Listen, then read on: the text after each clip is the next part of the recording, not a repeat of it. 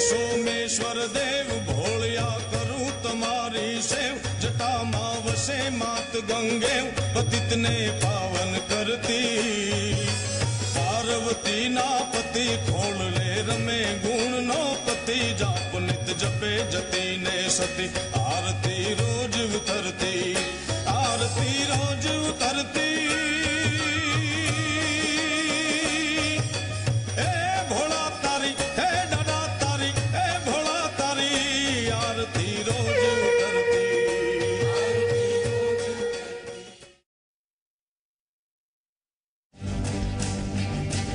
ચીખલી ગામ છે એ રોજગારમાં છે ને પશુપાલન ધરાવે છે। હાલમાં 1 થી 1.5 મહિનાથી પાણી આવતું નથી। આ 2-3 મહિનાથી હવાડા ખાલી પડ્યા છે, બરોબર, તો અમારે નાવા ધોવા બૈરાવ ને પાણી નથી મળતું। સરકાર જે કઈ એના પોલિસી બહાર પાડતી હોય એ એક પણ અહીંયા લાગુ નથી પડતી। પેલા 15 વર્ષ પહેલા 4 બસો આવતી હતી, અત્યારે એ તો બિલકુલ આવતી નથી।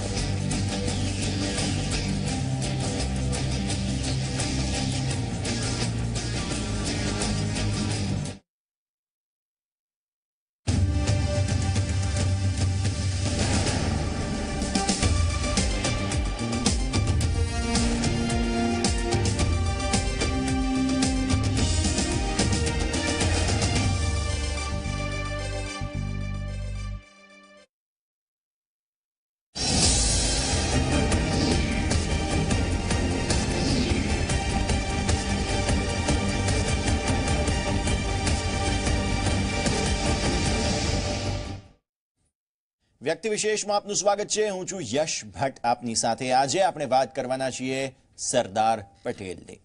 સરદાર પટેલને એકતાના પ્રતીક રૂપે આજે પણ યાદ કરવામાં આવે છે।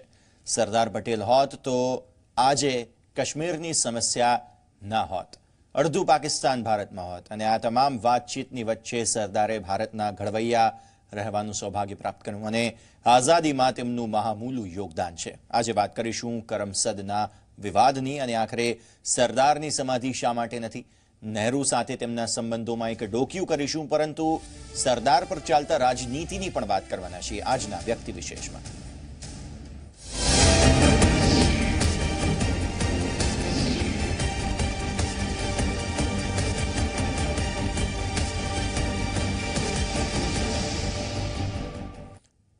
સરદાર આજે ફરી એકવાર યાદ આવ્યા। આપ કહેતા હશો કે આજે કેમ સરદારને યાદ કરવા પડે છે, તો કરમસદ શહેર રાષ્ટ્રીય દરજ્જો આપવામાં અન્યાય થઈ રહ્યો છે। સરદારને માનતા અને કરમસદમાં રહેતા લોકોની માંગ છે કે સરદારની યાદો કરમસદ સાથે જ્યારે સંકળાયેલી છે તો કરમસદને શા માટે પોરબંદર જેવો દરજ્જો નથી મળી રહ્યો। લોકોએ તો માંગ કરી છે કે રાજનીતિ બીજી તરફ શરૂ થઈ ગઈ। આખરે કરમસદને રાષ્ટ્રીય દરજ્જો શા માટે નહીં?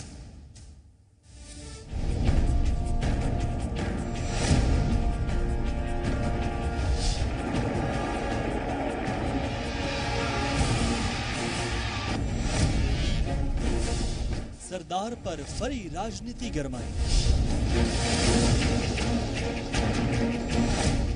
કરમસદને રાષ્ટ્રીય દરજ્જો અપાવવા આમરણાતું પાસ આંદોલન થયા।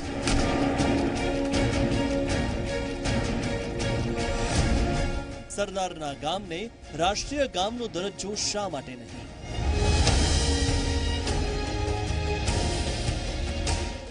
અનેક લોકો સાથે આવ્યા સરદારના નામે। સરદારે કરમસદમાં મેળવ્યું હતું પ્રાથમિક શિક્ષણ, કૌટિલ્ય જેવી હતી રાજનીતિ।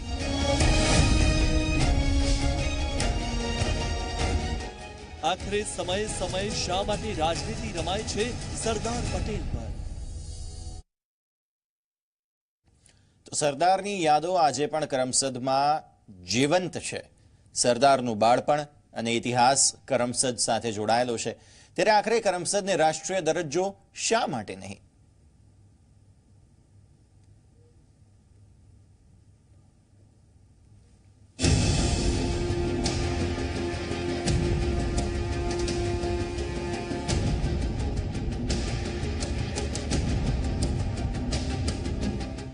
દેશને આઝાદી અપાવવામાં મહાત્મા ગાંધી બાદ સરદાર પટેલની મહત્વની ભૂમિકા રહી છે। લોખંડી મનોબળ ધરાવતા સરદારે 600 રજવાડાઓને એકત્ર કરી અખંડ ભારતનું નિર્માણ કર્યું હતું। તેવા ઐતિહાસિક લોખંડી પુરુષ સરદાર પટેલની કર્મભૂમિમાં આવેલ સરદાર પટેલના જીવન ચરિત્ર સાથે જોડાયેલી યાદોના સંગ્રહ સ્થાન સમા સરદાર પટેલના ઘર તથા સરદાર મેમોરિયલને રાષ્ટ્રીય ધરોહર જાહેર કરવામાં કેન્દ્ર કે રાજ્ય સરકાર ઊણી ઉતરી છે, ત્યારે કરમસદને રાષ્ટ્રીય ધરોહર જાહેર કરવાની ઉગ્ર માંગ ઉઠી રહી છે. દેશ આઝાદ થયા બાદ રજવાડાઓને એકત્ર કરવાનું કઠિન કામ પણ તેઓ સરળતાપૂર્વક કરી અખંડ ભારતનું નિર્માણ કર્યું હતું. એવા લોખંડી પુરુષ સરદાર પટેલની યાદો આજે પણ કરમસદની ગલીઓ વાગોળી રહી છે. સરદાર સાહેબની જ્યારે ગુજરી ગયા ત્યારે બોમ્બે બિરલા હોસ્પિટલમાં ગુજરી ગયા હતા. બેંક બેલેન્સ માત્ર 145 રૂપિયા નીકળેલું. મણિબેન એમની સાથે હાજર હતા અને એ ઘડીએ બી પરિસ્થિતિ એવી હતી કે એ પોતે કોંગ્રેસના ખજાનચી હતા, એટલે જે કંઈ ફંડ હતું એ બી પંડિતજીને એમણે સુપ્રત કરી દીધેલું. કેટલી રકમ હતી એ તો આજે હું ભૂલી ગયો છું, પણ એટલું બધું પ્રમાણિક વેળા તો ખુદ પંડિતજી પણ વિચારમાં પડી ગયા કે સરદાર સાહેબે તો આ બી બહુ ફાઇન વ્યવસ્થા કરી એમ. સરદાર પટેલના ઘરમાં ઐતિહાસિક યાદો અને તેમના જીવન ચરિત્રનો ઇતિહાસ સંગ્રહાયેલો છે. તેમ છતાં વર્ષોથી કેન્દ્ર સરકાર સરદાર પટેલના ઘર તથા મેમોરિયલને રાષ્ટ્રીય દરજ્જો આપવામાં અન્યાય કરી રહી છે. સૌથી આશ્ચર્યની વાત એ છે કે કરમસદના આગેવાનોએ ટ્રસ્ટ બનાવીને સરદાર પટેલના જીવન ચરિત્રની યાદો આવનાર પેઢી વાગોળી શકે તે માટે કરમસદમાં મેમોરિયલ ટ્રસ્ટ ઊભું કરીને અદ્યતન મકાન તૈયાર કરવામાં આવ્યું છે. કરમસદને પોરબંદર જેવો દરજ્જો મળે તેવી માંગ સાથે કરમસદના લોકોએ ઉપવાસ કર્યા અને ફરીથી સરકારને જગાડી છે. સરદાર પટેલ કોઈ એક કોમના નથી, એ સમગ્ર દેશના છે અને સરદાર પટેલે જે કંઈ કામ કરેલું છે એ દેશ માટે કામ કરેલું, કોઈ એક કોમ માટે નહીં. એમણે પોતે ક્યારેય એક કોઈ સમાજ માટે અને કોઈ એક વ્યક્તિ માટે વિચારવું નથી. જે કંઈ એમણે બલિદાનો આપેલા છે એક દેશ માટે આપેલા છે. એણે જે કામ જે કર્યું છે એને પોતાનું ખાસ કરીને જે સ્વતંત્રતા વખતનું ગાંધીજી સાથે રહીને જે કામ કરેલું છે એ દેશ માટે કરેલું છે. અને જ્યારે સરકાર બની, ભારતની સરકાર બની, ત્યારે પણ એને જે કામ કર્યું છે પાકિસ્તાનની સાથેના સંબંધો, રાજકીય સંબંધો અને રજવાડાઓ એક કરવા માટેનું કામ કર્યું છે. એટલે કે સરદાર એ કોઈ એક વ્યક્તિના નથી, કોઈ એક સમાજના નથી, પણ સમગ્ર દેશના છે. સરદારની કર્મભૂમિને રાષ્ટ્રીય ધરોહર જાહેર કરવામાં અત્યાર સુધી તમામ સરકાર નિષ્ફળ નીવડી છે. સરદારની યાદો સાથે જોડાયેલ કરમસદની હજારો લોકો મુલાકાત લેશે, ત્યારે કરમસદ સરદાર પટેલના ઘર અને મેમોરિયલને રાષ્ટ્રીય ધરોહર જાહેર કરવાની માંગ ઉગ્ર બની રહી છે. હાલ તો ઉપવાસવાસીઓએ પારણા તો કર્યા છે, પરંતુ મામલો આગામી સમયમાં ગરમાય તો નવાઈ નહીં. સૌરાષ્ટ્રના રજવાડાઓને ભેગા કરીને એક આખું રાજ્ય બનાવવાનો શ્રેય સરદારના નામે જાય છે. દેશની રાજનીતિને જોડવામાં સરદારે અનેક મહેનત કરી છે અને અનેક એવા યોગદાન છે જે આજે પણ યાદ છે, જેમાંનું સૌથી મોટું યોગદાન એટલે કે રજવાડાઓને ભેગા કરવા.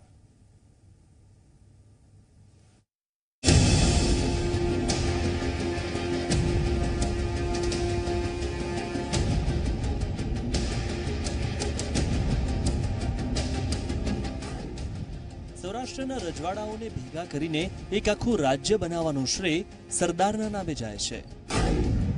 આમાં સૌરાષ્ટ્રના નાના મોટા રજવાડાના રાજા મહારાજાનો પણ અમૂલ્ય ફાળો હતો. કાઠિયાવાડના નામે જાણીતું અને હાલ સૌરાષ્ટ્રના નામે ઓળખાતો પ્રદેશ પહેલા એક સ્વતંત્ર રાજ્ય હતું. કેવી રીતે તેની રચના થઈ અને પછી કેવી સ્થિતિમાં અને પરિસ્થિતિમાં બદલાવ આવ્યા તેની વાત કરીએ તો સૌરાષ્ટ્ર રાજ્યનું પહેલાનું નામ યુનાઇટેડ સ્ટેટ ઓફ કાઠિયાવાડ હતું, જેની રચના 15મી ફેબ્રુઆરી 1948માં કરવામાં આવી હતી. તે પશ્ચિમ ભારતના 222 નાના મોટા રજવાડામાંથી બન્યું હતું. સૌરાષ્ટ્ર એ ભૌગોલિક રીતે ગુજરાતનો દ્વીપકલ્પ હતો. એમણે જે 584 જે રજવાડાનું એકીકરણ કર્યું એમાં દાખલા તરીકે જમ્મુના મહારાજા હરિસિંહજી જોડે, પછી નિઝામ સાહેબ જોડે હૈદરાબાદનું, જૂનાગઢનું, અને એ જો જૂનાગઢનું ના થયું તો આજે આપણે સોમનાથ દર્શન કરવા જવું હોય તો આજે પરમિટ લઈને જવું પડે. હવે ઘડી સોમનાથ હયાત હોત કે ના હયાત હોત એક પ્રશ્ન મોટો હતો. હવે જ્યારે આટલું બધું ક્લિયર કટ કર્યું, બોર્ડરોના પ્રશ્ન ક્લિયર કર્યા, પાકિસ્તાનના જોડેનું મહત્વનો ફાળો પડ્યો, અને સરદાર સાહેબ અને ગાંધી બાપુ પણ એવું બોલ્યા હતા કે જો સરદાર ના હોત તો મને આટલી બધી સરળતા ના મળે. વલ્લભભાઈ પટેલના પ્રયાસ અને મહાત્મા ગાંધીના પ્રભાવથી ભારતમાં જોડાયા. સરદાર વલ્લભભાઈ પટેલના સતત પ્રયાસો અને મહાત્મા ગાંધીના પ્રભાવથી મોટાભાગના કાઠિયાવાડના રજવાડા યુનિયન ઓફ ઇન્ડિયામાં જોડાવા રાજી થઈ ગયા અને સાથે ભારત સાથેના જોડાણોના ડોક્યુમેન્ટ્સ પર હસ્તાક્ષર કર્યા હતા. આ માટે સરદાર પટેલને ખૂબ જ સમય ફાળવવો પડ્યો હતો. તે સમયે કાઠિયાવાડમાં સ્થાનિક રાજાઓ અને નિમાયેલા સૂબાની સંખ્યા 222 હતી, જે 24મી જાન્યુઆરી 1948માં યુનાઇટેડ સ્ટેટ ઓફ કાઠિયાવાડમાં ભળી ગયા હતા અને રાજ્ય બન્યું હતું. ભારતમાં ભળનાર પહેલું રાજ્ય બન્યું ગોહિલવાડ. જો સરદાર પટેલે જે રજવાડાઓ હતા અલગ અલગ, એમાં બધા રજવાડાઓને એક કરીને એક ભારત દેશ બનાવ્યો. અલગ અલગ દેશ હતા, રાજવીઓ પોતે પોતાને એક દેશ માનતા હતા. એમાં સૌથી પહેલી શરૂઆત ભાવનગરથી થઈ હતી આખા દેશમાં, અને ભાવનગરે સરદાર પટેલને પોતાનું સ્ટેટ સરદાર પટેલને આપી દીધું કે ભાઈ આ તમે એક ભારત એક બનાવો, અમે અમારું રાજ સામે તે આપીએ છીએ. એ રીતે સૌરાષ્ટ્રના 222 જે રજવાડાઓ હતા એ સામે આગળ આવ્યા અને સરદાર પટેલને એને સમર્પિત કરી દીધા. પરંતુ જૂનાગઢનું એક સ્ટેટ એવું હતું કે જે પાકિસ્તાનમાં જવા માગતું હતું, તો એના માટે એક આરજી હુકુમત બનાવી હતી સરદાર પટેલના માર્ગદર્શનથી. સીધા સરદાર પટેલ એમાં ચિત્રમાં નહોતા, પણ લશ્કરી સહાયથી લઈને બધી જ મદદ સરદાર પટેલે કરી હતી. અને જે જૂનાગઢ પાકિસ્તાનમાં જવા ઈચ્છતું હતું ત્યાં પણ એને મદદ કરી. હૈદરાબાદમાં પણ આવો જ ઇસ્યુ હતો અને કાશ્મીરમાં ઇસ્યુ હતો. એટલે કે આ 3 મોટા ઇસ્યુ હતા કે જે ભારતમાં રહેવા નહોતા માગતા. એમાંથી હૈદરાબાદ અને જૂનાગઢ આ 2 તો એમણે સોલ્વ કરી બતાવ્યા. કાશ્મીરનું પછી યુનોમાં ગયું અને એ તો ન થઈ શક્યું. તો ભારતને અખંડિત કરવાનું કામ જે સરદાર પટેલે કરેલું હતું એવું આજ સુધી ક્યારેય નથી થયું. સરદાર વલ્લભભાઈ દેશના વિવિધ રજવાડાઓને ભારતમાં જોડવા માટે વિચાર વિમર્શ કરી રહ્યા હતા. ત્યારે સૌરાષ્ટ્રમાં રેકોર્ડ બ્રેક રજવાડા હતા. દેશમાં જેટલા રજવાડા હતા તે પૈકીના અડધા તો સૌરાષ્ટ્રમાં હતા. ગોહિલવાડના નામે જાણીતું ભાવનગર રાજ્યએ સામે ચાલીને ભારતમાં ભળવા તૈયારી દાખવી હતી. રાજ્યના રાજવી મહારાજા કૃષ્ણકુમાર સિંહજીએ સરદાર પટેલને ભારતીય સંઘમાં ભેળવવા માટે અર્પણ કર્યું હતું અને તે ભારતમાં ભળનાર દેશનું પહેલું રાજ્ય બન્યું હતું.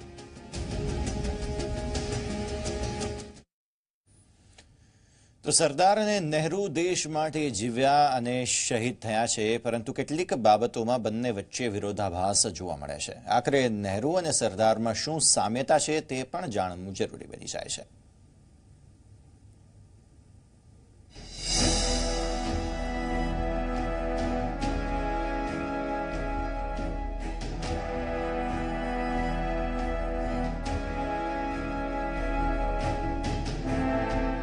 નહેરુ અને સરદાર વચ્ચેના મતભેદ તથા તેને વટાવી ખાવાના કુટીર ઉદ્યોગ કમ કુટિલ ઉદ્યોગ બહુ જૂના છે. આઝાદી પછી ફક્ત 3 વર્ષમાં અવસાન પામેલા સરદાર પટેલને જવાહરલાલ નહેરુની આગેવાની હેઠળની કોંગ્રેસે ભૂલાવી દીધા તેવા આક્ષેપો થયા. તેમના વિશે અનેક ગેરસમજણો પેદા થઈ. ત્યાર પછી સરદાર પટેલને ભાજપે અપનાવી લીધા. આઝાદીના આંદોલનમાં ભાગ લીધો હોય કે તેમાં નોંધપાત્ર પ્રદાન ધરાવતો હોય એવો કોઈ નેતા ભાજપ પાસે નહોતો. સરદાર પટેલને પોતાના બનાવી દેવાથી ભાજપને બેવડો ફાયદો થયો. નહેરુ સાથે મતભેદ ધરાવતું અને જેના નામે નહેરુની આખરી ટીકા કરી શકાય એવું મજબૂત નામ મળ્યું. કાશ્મીરમાં એવું થયું કે પંડિતજીને ઉપર છોડવામાં આવ્યું. સરદાર સાહેબ એ ઘડીએ બહુ મોટું મન રાખ્યું, ચલો એટલું કામ પંડિતજીને કરવા દો.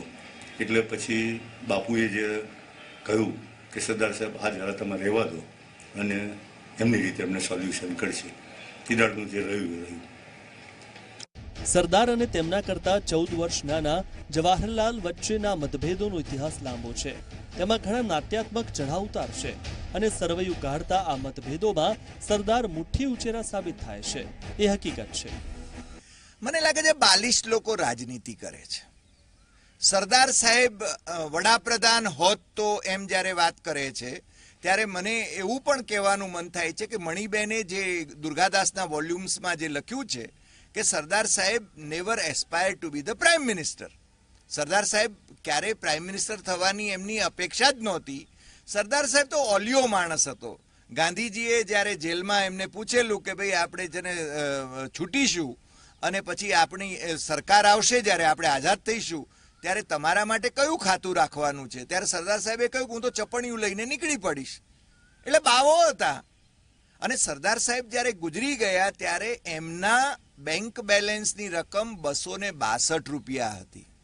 અને આજના રાજકારણીઓ એ છે ને સરદાર સાહેબનું નામ લેવાને પણ અધિકારી નથી, કારણ કે સરદાર સાહેબ જેટલી સાદગી, સરદાર સાહેબ જેટલી ચોક્કસ નિર્ણય શક્તિ અને સરદાર સાહેબ જેટલું વ્યાપક એમની લોક ચાહના એ અત્યારે કોઈની નથી. પ્રકૃતિ અને રાજકારણની દ્રષ્ટિએ જવાહરલાલ અને સરદાર વચ્ચે પાયાનો ફરક હતો. બંને વચ્ચે લગભગ એક પેઢીનો એટલે કે 14 વર્ષનો તફાવત હતો. એ પણ યાદ રાખવું પડે. જવાહરલાલ બહાવનશાળી, સરદાર વાસ્તવવાદી. જવાહરલાલ ઝટ દોરવાઈ જાય એવા, સરદાર માણસને ઓળખવામાં પાવરથા. અભિપ્રાય માટે જવાહરલાલ હંમેશા કોઈને કોઈ મજબૂત ટેકા તરફ ઢળતા હોય, જ્યારે સરદાર સ્વતંત્ર અને અડીખમ, કોઈને ટેકો આપી શકે એવા. જવાહરલાલ અત્યંત મોહક વ્યક્તિત્વ ધરાવતા, વાચાળ, સત્તાવાર, લખાણો ઠરાવોમાં ઘણીવાર શબ્દાળુ બની જનારા, જ્યારે સરદાર ધીર ગંભીર, પ્રભાવશાળી અને આક્રમક વ્યક્તિત્વના સ્વામી. જરૂર પૂરતું બોલનારા, લખનારા અને ભાષાડંબર પ્રત્યે સખત ખીજ ધરાવનારા. સરદાર અને નહેરુ વચ્ચેની પસંદગીમાં ગાંધીજીએ નહેરુને પોતાના વારસદાર જાહેર કર્યા ત્યારે ઘણો ચણભણાટ થયો. મહત્વાકાંક્ષી ન હોવા છતાં પોતાની જગ્યાએ નહેરુને પસંદ કરાયા એ બદલ સરદારને માનવ સહજ નારાજગી થઈ હશે. પણ તેના કિન્નાખોરી કે કચવાટ સરદારના ત્યાર પછીના વર્તનમાં દેખાયા નહીં.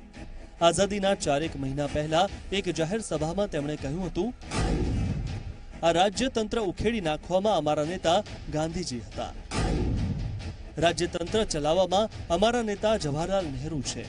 એની બાહોશી, ત્યાગ અને કુશળતાની જોડી નથી. ગાંધીજીની સિપાહીગીરી જેટલી વફાદારીથી કરી તેટલી જ વફાદારીથી પંડિત જવાહરલાલજીની સિપાહીગીરી કરવા ત્યાં ગયો છું. એને મારાથી થાય તેટલી મદદ કરવાનો મારો ધર્મ છે અને તે પ્રમાણે કરું છું. આમ નહેરુ સરદારના વિવાદની વચ્ચે બંને મહાન વિભૂતિઓએ સાથે મળીને દેશ માટે અનેક મોટી લડાઈઓ પણ લડેલી છે.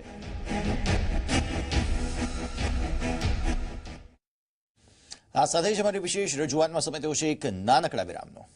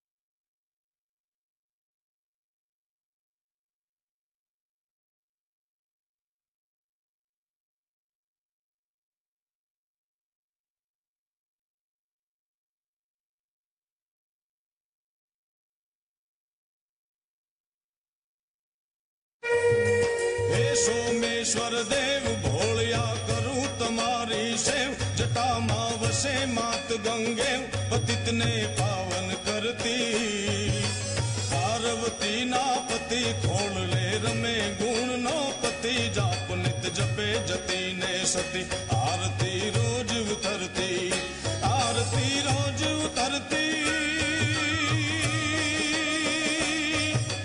એ ભોળા તારી હે દાદા તારી એ ભોળા તારી આરતી રોજ ઉતરતી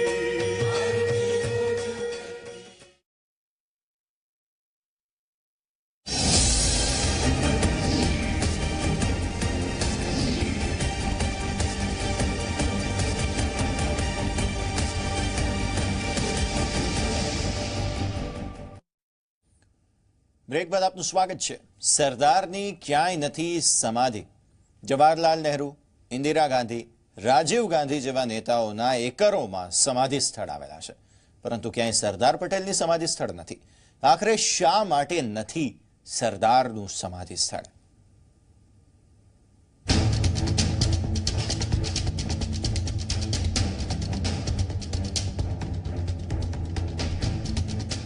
જો આજે સરદાર પટેલ હયાત હોત તો સરદાર સરોવર ખાતે બની રહેલી તેમની 182 મીટર ઊંચી પ્રતિમા બનાવવાની મંજૂરી આપી હોત?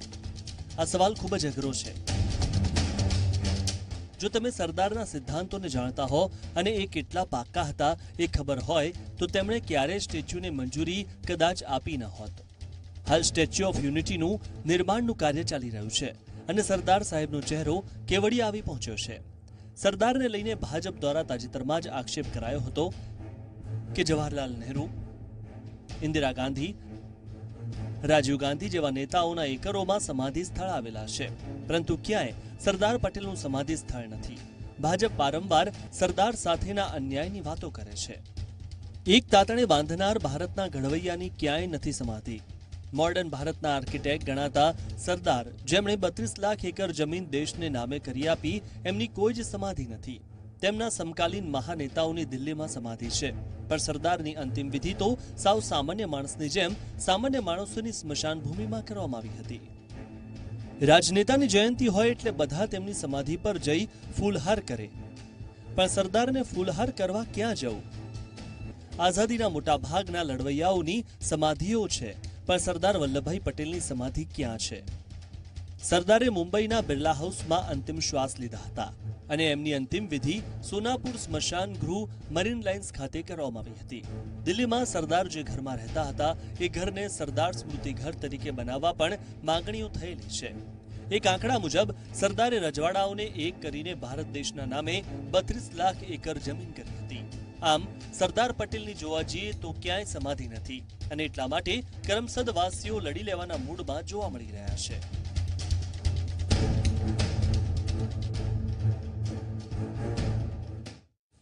તો સરદાર પર રાજનીતિ વર્ષોથી થાય છે અને થતી આવે છે, તેમ છતાં પણ તમામ પક્ષો પોતપોતાની રીતે સરદારના નામનો ઉપયોગ કરી લે છે. સવાલ એ થાય છે કે સરદાર પર આખરે રાજનીતિ શા માટે?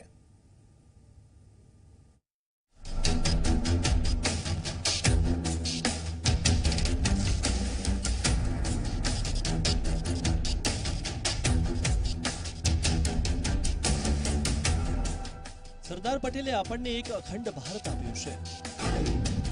સામ દામ દંડ ભેદ તેમણે કર્યો, પણ કોના માટે? રજવાડા રાજાઓને ભારત નામના દેશમાં જોડ્યા, પણ કોના માટે? ભારત દેશ માટે. ચોક્કસથી તે સમય અલગ હતો અને આજનો સમય અલગ છે. ત્યારે ભારતને સ્વતંત્રતા અપાવી ભારતનું ઘડતર કરવાનું જોમ તેમનામાં હતું, પણ ત્યારની પરિસ્થિતિ અને આજની પરિસ્થિતિ સમય અને સંજોગો બદલાતા બદલાઈ ગઈ છે. સરદાર પટેલ કોના? આ સવાલ સમયે સમયે ચર્ચા તો હોય જ છે, પરંતુ સરદાર કોઈ એક જ્ઞાતિ કે કોઈ વ્યક્તિ વિશેષના નહીં, પરંતુ સરદાર તો દેશના તમામ લોકોના રહ્યા છે. પરંતુ આખરે સમયે સમયે સરદાર પર રાજનીતિ કેમ થાય છે? સરદાર પટેલ તો આખા દેશના છે, જેમણે આખો દેશ એક કર્યો છે, જે દેશ માટે જ જીવ્યા છે. એટલે એવું કશું કહેવાય નહીં કે સરદાર કોના કે કોના નહીં, એમ સરદાર બધાના છે. મારું એવું માનવું છે કે કોઈ બી રાજનીતિક પાર્ટીએ સરદાર સાહેબનું નામ બતાવવું ના જોઈએ અને કશે નાખવું ના જોઈએ. સરદાર તો બધાના છે. ના, એવું કંઈ જ નથી. સરદાર સાહેબ પોતે પાટીદાર છે, પણ એવું કંઈ નથી કે કોઈ કોમ માટે કે કોઈ કોમના નેતા છે. સરદાર સર્વના છે. સરદારને કોઈ ન પહોંચે એ ધારે એ કરીને જ રહેતા હતા. એ માટે કુટુંબનો ભોગ આપતા વિચારતા નહીં. એમની આભા અને પ્રતિભા જ એવી કે આજના ફેસબુકિયાઓની જેમ કોઈ એમને કોપી પેસ્ટ ના કરી શકે. સરદાર એક દ્રઢ નિર્ધારવાળા વ્યક્તિ વિશેષ હતા. સરદાર સાહેબ માત્ર પટેલોના નહીં, સરદાર સાહેબ આખા દેશના છે, દેશના તમામ નાગરિકોના છે, તથાકથિત સવર્ણોના છે અને દલિતોના પણ એટલા જ છે. એટલે સરદાર સાહેબ એ કોઈ એક જ્ઞાતિના, એક ગામના, એક રાજ્યના એમ નહીં. સરદાર સાહેબના વ્યક્તિત્વને આપણે વામણું ન કરીએ. હું તો એમ હંમેશા કહેતો રહ્યો છું કે સરદાર સાહેબના વ્યક્તિત્વ અને એમના વિચારોની ગ્લોબલ અસર છે. નૈતિકતા અને સાચો દેશપ્રેમ, આગવા લક્ષણો સાથે હમ હોંગે કામયાબના જીવન મંત્રથી કામ કર્યું છે સરદારે.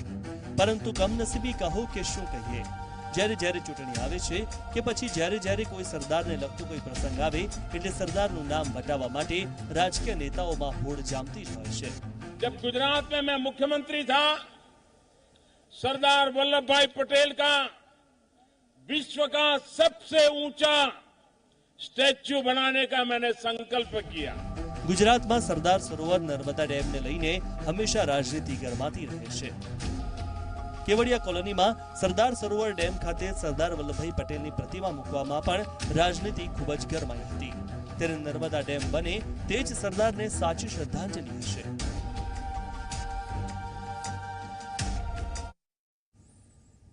આ સાથે જ અમારી વિશેષ રજૂઆતમાં હાલ બસ આટલું જ. વધુ સમાચાર માટે આપ જોતા રહો ઝી 24 કલાક.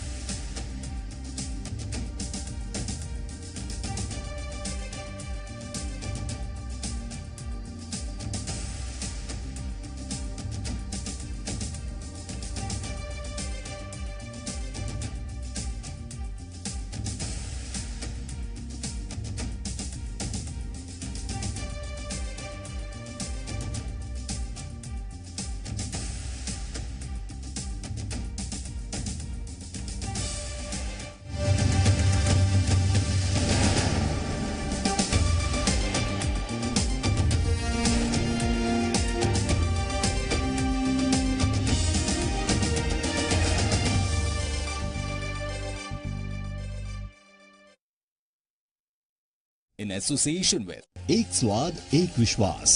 After all, Vishala is Vishala. Annapurna हिंग रसोई बनावे संपूर्ण अन्नपूर्णा हिंग.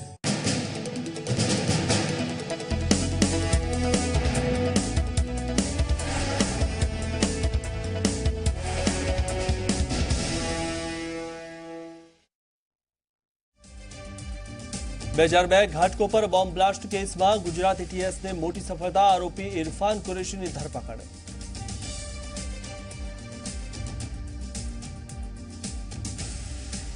અમદાવાદના નારોલમાં કાશીરામ મિલ પાસે ભીષણ આગ. ફાયર બ્રિગેડની 15 ગાડીઓએ બુઝાવી આગ.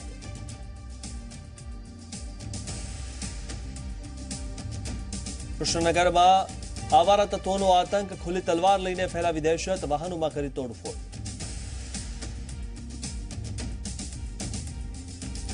બિટકોઇન મામલે કિરીટ પાલડિયાનો મોટો ખુલાસો. બિલિયન્સ એકાઉન્ટમાં 200 બિટકોઇન ટ્રાન્સફર કર્યા હોવાની કબૂલાત. સીઆઈડી ક્રાઇમને ધર્મેન્દ્ર પવારની શોધખોળ. કોઠડિયાની પત્નીનું લેવાયું નિવેદન.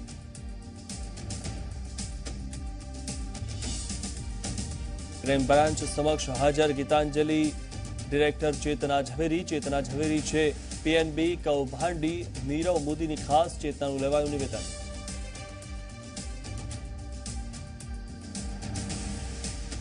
મેડિકલ એન્ડ ડેન્ટલમાં પ્રવેશ માટે દેશભરમાંથી 13 લાખથી વધુ વિદ્યાર્થીઓએ આપી નીટની પરીક્ષા. અમદાવાદમાં 36 જેટલા સેન્ટર પર લેવાઈ પરીક્ષા.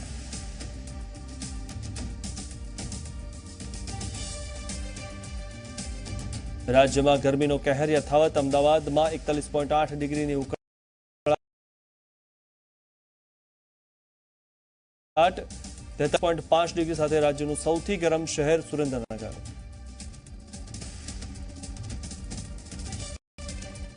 નમસ્કાર, હું મિથુન. આપ જોઈ રહ્યા છો આપણું અમદાવાદ. સૌપ્રથમ વાત કરીએ એક મહત્વના સમાચારની. તો 2002 ઘાટકોપર બોમ્બ બ્લાસ્ટનો આરોપી ઇરફાન કુરેશીની ધરપકડ કરી લેવાઈ છે. ગુજરાત એટીએસે ઇરફાન કુરેશીની ધરપકડ કરી છે. ઇરફાન કુરેશી લાંબા સમયથી વોન્ટેડ હતો. આરોપી ઇરફાન કુરેશીનો કબજો મુંબઈ પોલીસે સોંપી દેવાયો છે. તો આરોપી ઇરફાન પેગ્રાસ કંપનીનો માલિક હતો અને તેના જ ઘરે ઘાટકોપર બ્લાસ્ટનું સમગ્ર કાવતરું ઘડવામાં આવ્યું હતું.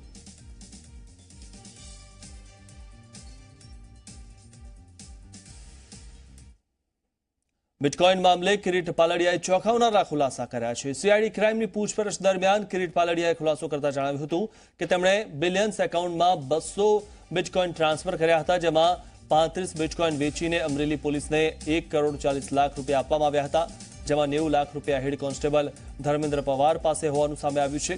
આ ઉપરાંત અન્ય 40 લાખ રૂપિયા જગદીશ પટેલે અનંત પટેલને આપ્યા હતા, જે અનંત પટેલે કોન્સ્ટેબલને સોંપ્યા હતા, જેને લઈને CID crime head constable Dharmendra પવારને શોધવા માટે ચક્રો ગતિમાન કર્યા છે. બીજી તરફ હજુ 40 લાખ રૂપિયાનો હિસાબ મળ્યો નથી.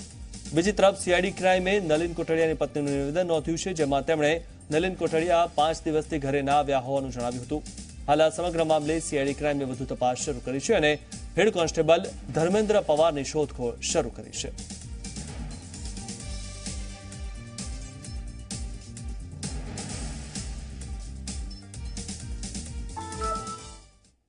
બીજા એક મહત્વના સમાચારની વાત કરીએ તો ગીતાંજલિ ડિરેક્ટર ચેતના ઝવેરી ક્રાઇમ